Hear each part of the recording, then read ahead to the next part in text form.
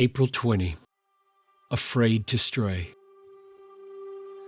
Oh, how abundant is your goodness, which you have stored up for those who fear you and worked for those who take refuge in you, in the sight of the children of mankind. Psalm 31:19. Consider two important truths in Psalm 31:19.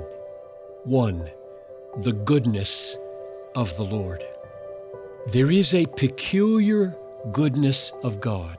That is, there is not only God's general goodness that he shows to all people, making his sun rise on the evil and the good, Matthew 5:45, but also a peculiar goodness, as the psalm says, for those who fear him.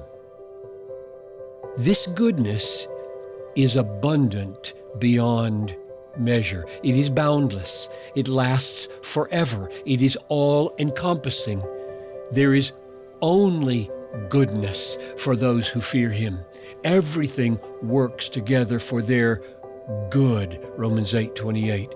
Even their pains are filled with profit, according to Romans 5:3-5. But those who do not fear him receive a temporary goodness. Romans 2:4-5 describe it like this: Do you presume on the riches of his kindness and forbearance and patience, not knowing that God's kindness is meant to lead you to repentance? But because of your hard and impenitent heart, you are storing up wrath for yourself on the day of wrath, when God's righteous judgment will be revealed. Kindness, forbearance, patience, goodness. But it does not meet with the fear of the Lord, but hardness. That's the first truth, the goodness of the Lord. 2, the fear of the Lord. The fear of the Lord is the fear of straying from him.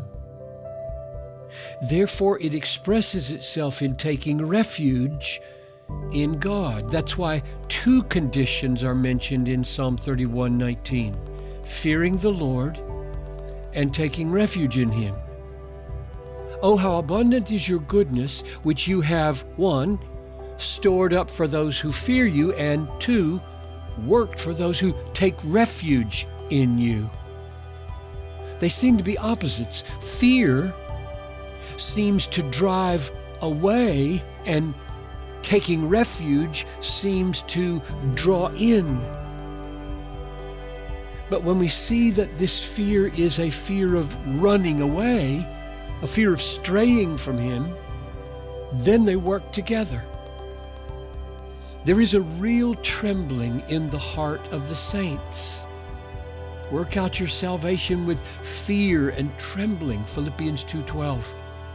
But it is the trembling one feels in the arms of a father who has just plucked his child from the undertow of the ocean. It is the trembling at the terrible prospect of thinking we don't need a father.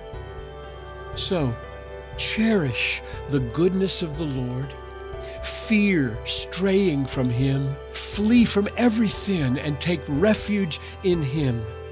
Oh, how abundant is your goodness, which you have stored up for those who fear you and worked for those who take refuge in you.